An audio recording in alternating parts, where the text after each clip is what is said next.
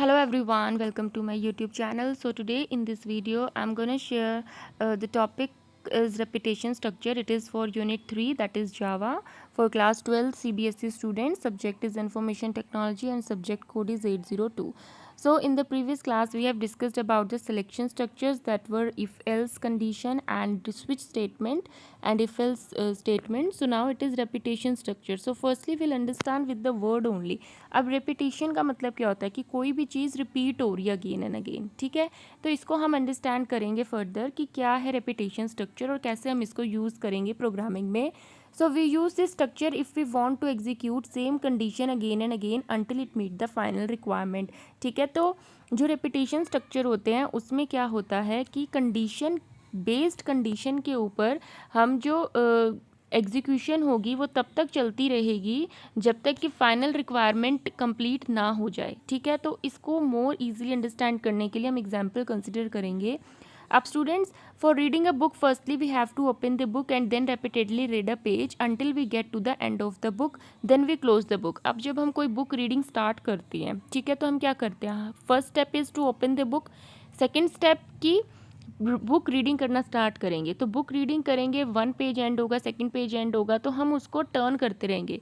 But हम तब तक उस बुक को रीड करते रहेंगे जब तक कि हमें जिस टॉपिक को कवर नहीं कर लेना, हम तब तक उस बुक को रीड करते रहेंगे। जिस टॉपिक को हमने कवर करना है, हम बुक के पेजेस को तब तक टर्न करते रहेंगे जब तक वो टॉपिक कंप्लीट नहीं हो जाएगा, चाहे वो वन पेज है चाहे वो टू पेजेस हैं, ठीक है।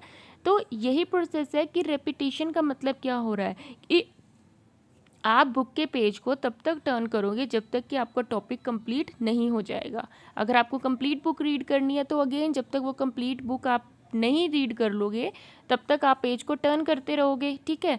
तो अब क्या है, आप क्या करोगे, ओपन करोगे बुक को, तो have you reach the end. आपको अगर कंप्लीट बुक को रीड करना है तो कंडीशन यहाँ पे लगेगी कि क्या आप एंड तक पहुँच गए हो बुक के।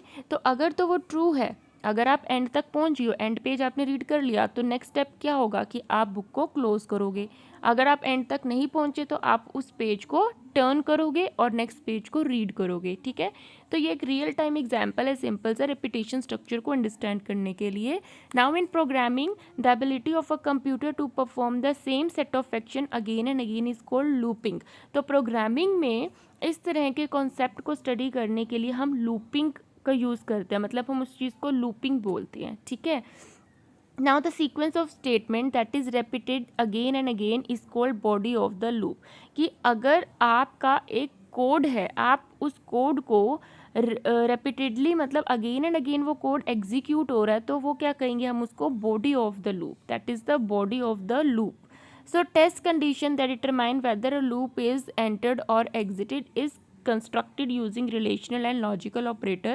अब आइट्रेशन का मतलब भी क्या होता है कि कितने टाइम तक वो लूप रिपीट होगी, तो हम उसको क्या कहेंगे, आइट्रेशन। फॉर एग्जांपल अगर 3 टाइम्स लगेंगे उस लूप को कंप्लीट होने में, तो हम कहेंगे कि 3 आइट्रेशंस, ठीक है। तो in Java we have 3 statement in repetition structures को अंडरस्टैंड करने के लिए हम 3 स्टेटमेंट्स को स्टडी करेंगे, that is while statement, do while and for looping. 4 statement, ठीक है। तो 3 तरह की स्टेटमेंट, अब टोटल 5 हो गए। सिलेक्शन स्ट्रक्चर्स में हमने 2 स्टेटमेंट अंडरस्टैंड किए थे, if else and switch statement, ठीक है। अब रेपिटेशन स्ट्रक्चर्स में हमारे पास 3 टाइप की स्टेटमेंट आ रही है, while statement, do while statement and for looping. So these are also very very important.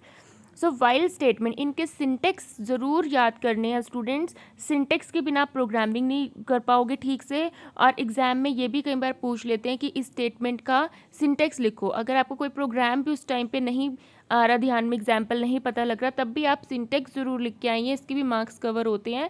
तो अगर आपको कोई टॉपिक नहीं भी पता एग्ज़ाम में, तब भी आप उससे रिलेटेड कुछ एटलीस्ट कुछ चीज़ें लिख कर आइए जो आपको पता है, so that you can gain the marks.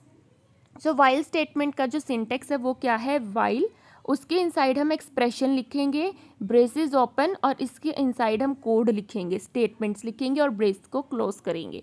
Now print square of numbers from 1 to 5। अगर हमें स्क्वायर्स ऑफ नंबर प्रिंट करवाने हैं, लाइक 1 का स्क्वायर, 2 का स्क्वायर, 3 का स्क्वायर, 4 का स्क्वायर एंड 5 का स्क्वायर। तो इसके लिए हमें क्या है, वाइल स्टेटमेंट का यूज़ करेंगे, बिकॉज इस केस में रेपिटेशन होगी कि जब तक हमें 5 का स्क्वायर नहीं मिलेगा तब तक वो लूप एग्जीक्यूट होती रहेगी। ठीक है, तो इसके लिए सबसे पहले क्या है, स्टेप 1 की इनिशियलाइज नंबर इक्वल्स टू 1। अब अगर हमें 1 से स्टार्ट करना है प्रोसेस तो हम नंबर को फर्स्टली इनिशियलाइज करवा देंगे 1 से। ठीक है, टेस्ट के लिए हम number less than equals to 5। इसका मीनिंग क्या हुआ कि जब तक हमारा 5 नहीं आएगा, अब लेस देन इक्वल्स टू का मीनिंग समझेंगे। 5 से लेस और इक्वल मीन्स 5 से लेस कौन सा नंबर हुआ, ऊपर हमने इनिशियलाइज करवा दिया 1, सो 1 से लूपिंग चलेगी 5 तक, 1 2 3 4 and less than equals to 5 तक चलेगी। 6 पे आके आपकी कोई भी लूपिंग नहीं चलेगी। ठीक है, तो if yes print square of number, फिर इंक्रीमेंट होगा and then go back to step 2। ठीक है, फिर स्टेटमेंट आपकी चेक होगी, तो कंडीशन चेक होगी। तो इसके लिए जो प्रोग्राम है वो क्या लिखेंगे, हमने एक प्रोजेक्ट क्रिएट करना है। मेन आर्ग्यूमेंट में हमने सबसे पहले क्या करना है, एक नंबर इनिशियलाइज करवाना है। नंबर इनिशियलाइज कराएंगे जहाँ से हमारी लूपिंग स्टार्ट होनी है, तो 1 हमने इनिशियलाइज करवा दिया। अब मेरी कंडीशन लगेगी कि अगर number less than equals to 5 है तो उसका प्रिंट हो जाए स्क्वायर, बट अगर जैसे ही ग्रेटर आ गया 5 से, लाइक 6 आ गया, तो वो टर्मिनेट हो जाए। ठीक है, तो हमारी 5 टाइम्स ये लूप चलेगी।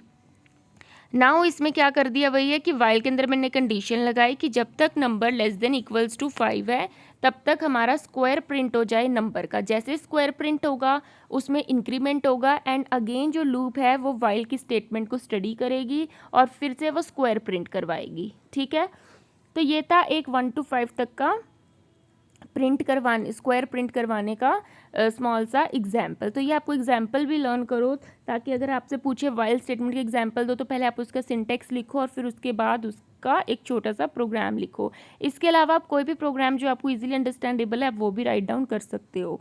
ठीक है, अब आपका पेज नंबर 115 जो आपकी सीबीएसई वेबसाइट पे जो इंफॉर्मेशन टेक्नोलॉजी की बुक है उसमें पेज नंबर 115 से आप स्टडी कर सकते हो, उसमें भी कुछ थिंग्स अवेलेबल हैं। ठीक है, सेकंड है डू वाइल स्टेटमेंट। अब डू वाइल में क्या होगा, सबसे पहले डू में क्या होगा, अब वाइल देखो, वाइल और डू वाइल में डिफरेंस है कि वाइल स्टेटमेंट में हमने पहले ही एक्सप्रेशन लिख दिया। ठीक है, पहले ही हमने कंडीशन लगा दी, बट डू वाइल में क्या है, पहले स्टेटमेंट एग्जीक्यूट होगी और फिर वाइल में जाके एक्सप्रेशन चेक होगा। ठीक है, तो ये सिंटेक्स है, ये आपको स्टडी करना है। उसके बाद एग्जाम्पल में क्या है, एग्जाम्पल अगेन हम एग्जाम्पल लेंगे 1 to 5 नंबर तक का स्क्वायर प्रिंट करवाना है पर डू वाइल स्टेटमेंट की हेल्प से। तो उसमें क्या होगा, सबसे पहले हमने इनिशियलाइज करवा दिया, मेन आर्गूमेंट में हमने इनिशियलाइज करवा दिया नंबर 1। उसके बाद डू में क्या होता है, डू ब्रेसेस ओपन और फिर स्टेटमेंट्स राइट डाउन कर दी। स्टेटमेंट्स में क्या, सबसे पहले हमने प्रिंट करवा दिया स्क्वायर ऑफ नंबर। अब फर्स्ट नंबर हमने 1 ही ले लिया तो वो 1 का स्क्वायर प्रिंट कर देगा। ठीक है, और फिर उसके बाद क्या कर देगा, उस नंबर में इंक्रीमेंट कर देगा। इंक्रीमेंट मतलब 1 का स्क्वायर प्रिंट हो गया, 1 में 1 ऐड करोगे 2 बन गया, तो 2 इंक्रीमेंट हो गया। और उसके बाद वो कंडीशन को चेक करेगा। बाद में मतलब कैसे चेक करेगा कि वो तब तक पहले वो स्क्वायर्स प्रिंट करवाता रहेगा, फिर वो वाइल में चेक करेगा कि जब वो रीच कर जाएगा 5 तक तो वो टर्मिनेट हो जाएगा। ठीक है, अब इसका जो डिफरेंस है वो यहाँ पे डिफरेंस है while loop and do while में क्या डिफरेंस है, it is very very important. तो ये आप अच्छे से स्टडी कर लेना, वाइल और while loop and do while में डिफरेंस। ठीक है, next coding error topic page again 117 भी रीड करना बुक में से। The four statement it is also very very important. तो इसका जो सिंटेक्स है वो क्या है, 4 लिखोगे।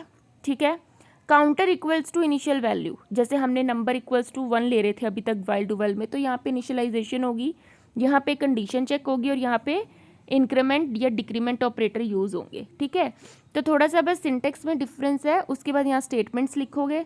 ठीक है, तो इसके एग्जाम्पल में देखो, अगेन वही एग्जाम्पल है पर उसको फोर लूप में कैसे करेंगे। अब फोर लूप में क्या होगा, हमने यहीं पर ही वेरिएबल में वैल्यू डिक्लेयर कर दी। ठीक है, यहीं पर ही हमने कंडीशन अप्लाई कर दी और फिर उसमें इंक्रीमेंट हो गया। ठीक है, अब फोर लूप वर्क कैसे करेगा, सबसे पहले फोर लूप क्या वर्क करेगा, वो ये वेरिएबल चेक करेगा और ये कंडीशन चेक करेगा। अगर ये दो कंडीशन ट्रू है तो वो स्क्वायर प्रिंट करवा देगा, ठीक है। स्क्वायर प्रिंट करवाने के बाद क्या होगा, नंबर में इंक्रीमेंट होगा, और अगेन जो लूप है वो यहाँ से कंडीशन को चेक करेगी। अगेन हमारे पास क्या होगा, नंबर का स्क्वायर प्रिंट होगा और फिर नंबर में इंक्रीमेंट होगा और कंडीशन चेक होगी, ठीक है। तो ये दोनों कंडीशंस पहले फॉलो होगी, उसके बाद इंक्रीमेंट वाली कंडीशन फॉलो होगी जब ये स्टेटमेंट एग्जीक्यूट हो जाएगी तब, ठीक है। तो now we can use both increment and decrement operator accordingly. हम फोर में डिक्रीमेंट इंक्रीमेंट दोनों ऑपरेटर यूज़ कर सकते हैं अकॉर्डिंग टू आवर रिक्वायरमेंट, ठीक है। तो ये एक एग्जांपल दे रखा है डिक्रीमेंट ऑपरेटर का, ठीक है। तो अगेन स्टडी टूल टिप करने स्टाइल टिप रीड करने के लिए पेज नंबर 107 108 स्टडी कर सकते हो आप, CBSE वेबसाइट में बुक अवेलेबल है वहाँ से, ठीक है। एरेज क्या होता है, अब array is a collection of similar type of data. अगर आपको सिमिलर टाइप ऑफ डेटा को कलेक्ट करना है तो प्रोग्रामिंग में हम उसके लिए कॉन्सेप्ट यूज़ करेंगे एरेज का। तो using array we can store data with any number of values. For example if we want to print marks obtained of 5 students, जैसे हमें किसी क्लास के स्टूडेंट्स के मार्क्स को, ठीक है, किसी क्लास के स्टूडेंट्स के मार्क्स ऑब्टेन को राइट डाउन करना है, तो हम अब उसको 1 बाय 1 करेंगे तो it is very difficult task, because एक क्लास में बहुत स्टूडेंट्स होते हैं। तो उस कॉन्सेप्ट को ईजी बनाने के लिए हमने एरेज का यूज़ किया, ठीक है। एरेज का यूज़ कब करेंगे, जब हमें सिमिलर टाइप ऑफ डेटा को स्टडी करना है, सिमिलर टाइप ऑफ डेटा को कलेक्ट करना है, ठीक है। तो इसके लिए जो सिंटेक्स है एरे का वो क्या होता है, सबसे पहले हम डेटा टाइप लिखेंगे, लाइक इंट, फ्लोट, कैर, किस टाइप का डेटा आप एंटर करवा रहे हो वो डेटा टाइप हम लिखेंगे। उसके बाद एरे का नेम, ये एरे का नेम जो होगा वो आप अपने अकॉर्डिंगली एरे का नेम डिफाइन कर सकते हो। After that there will be semicolon, that is end of statement, ठीक है। अब data type primitive data type हो सकता है like int, char, double, float, ठीक है। तो नाउ एग्जाम्पल में हमने क्या लिया, हमने एक एरे छोटा सा क्रिएट किया जिसमें हमने डेटा टाइप लिया डबल, और यहाँ पे हमने एम्प्टी एरे लिया है और डेटा जो है वो एरे नेम है। तो here data is an array that can hold value of type double, ठीक है, कि इस एरे में जो डेटा की वैल्यूज़ होंगी वो डबल फॉर्म में, मतलब कि डबल डेटा टाइप की वैल्यूज़ को हम एंटर कर सकती हैं।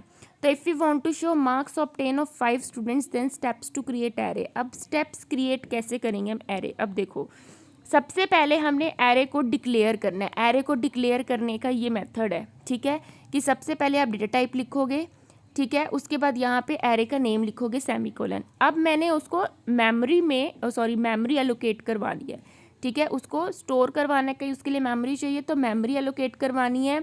तो उसके लिए मैं एरे का नेम लिखूँगी इज इक्वल्स टू न्यू, ठीक है, इज इक्वल्स टू न्यू, क्योंकि मुझे मेमोरी एलोकेट करवानी है तो मैं लिखूँगी न्यू डबल, और यहाँ पे हमने लिख दिया 5 means 5 in square bracket means size और लेंथ ऑफ एरे, कि आपका जो एरे है वो इतने साइज़ का होगा, तो इसलिए मैंने यहाँ पे 5 लिख दिया, ठीक है। तो it is also very very important कि छोटे नंबर्स में स्मॉल क्वेश्चंस में ये पुटअप हो सकते हैं क्वेश्चंस कि कैसे आप एलोकेट कराओगे मेमोरी डेटा में एरे में, ठीक है, ये सारे होते हैं।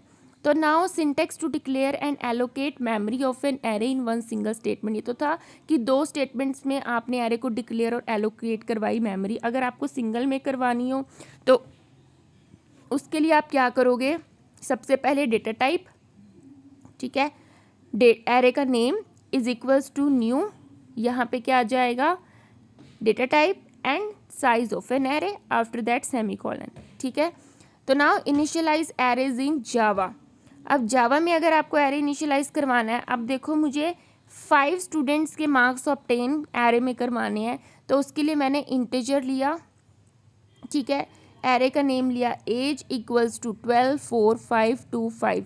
तो यहाँ पर जो है in this case we have initialized array named age with values inside curly braces brackets। तो इसमें मैंने क्या किया, एक एरे लिया, ठीक है, एज का एरे लिया, तो मैंने एज डिफाइन करवा दी 12 4 5 2 5, ठीक है। तो as we have not provided size of array, इसमें हमने साइज़ नहीं बताया ना एरे का, इसमें हमने एरे का साइज़ नहीं बताया, ठीक है। तो इस केस में क्या होगा कि जो जावा कंपाइलर होगा वो ऑटोमेटिकली इसका जो साइज़ है वो इस काउंटिंग के अकॉर्डिंगली डिफाइन कर देगा, तो अगर आप लेंथ डिफाइन नहीं करोगे तो जो आप ब्रैकेट में वैल्यूज़ दोगे उसके अकॉर्डिंगली जावा कंपाइलर होगा वो साइज ऑफ एरे डिक्लेयर करवा देगा, ठीक है। तो array index, now each memory location is associated with a number, this number is known as array index, ठीक है। So we can also initialize arrays in Java using index number.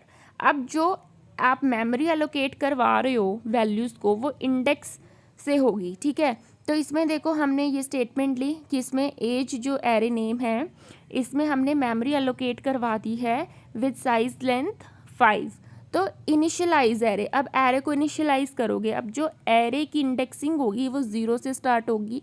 तो हम यहाँ पे इनिशियलाइज करवा रहे as index 0, as index 1, as index 2। तो ऐसे कर करके हम जितनी भी वैल्यूज़ है उसको मेमोरी एलोकेट करवा देंगे, ठीक है। तो ये देखो इस तरह से मेमोरी एलोकेट करवाएंगे, ठीक है। अब array index which always start from 0, array का जो इंडेक्स है वो हमेशा 0 से स्टार्ट होगा।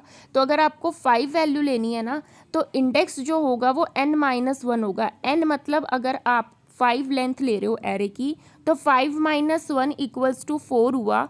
तो इंडेक्स 4 तक आपकी जो वैल्यूज़ होंगी वो स्टोर हो जाएंगी। तो ये इंपॉर्टेंट है, ठीक है, कि आपको ये पता होना चाहिए कि अगर साइज़ जो एरे का n है तो इंडेक्स कहाँ तक चलेंगे, n-1 तक चलेंगे। अगर फॉर एग्जांपल 5 है एरे का लेंथ तो 5 - 1 = 4 इंडेक्सिंग तक आपकी वैल्यू स्टोर हो जाएगी, ठीक है।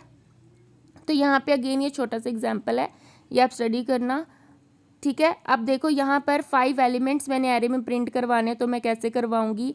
अगेन मैंने मेन मेथड के इनसाइड एक एरे को इनिशियलाइज करवाया, ठीक है। अब system dot out dot println accessing elements of array, system dot out dot println first element, ठीक है। फर्स्ट एलिमेंट जो होगा वो मेरा किस में होगा, इंडेक्स 0 में।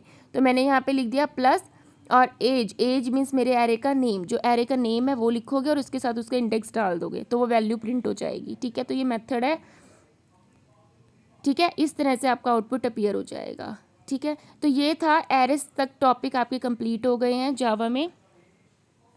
तो in the next class will study further about Java programming, user defined method will start from the next class. So till then keep learning, share with your friends so that they can also it will be helpful for them also in their examination. And in the next class I'll be covering the next topic, and you can download the notes from the description box, the link is there.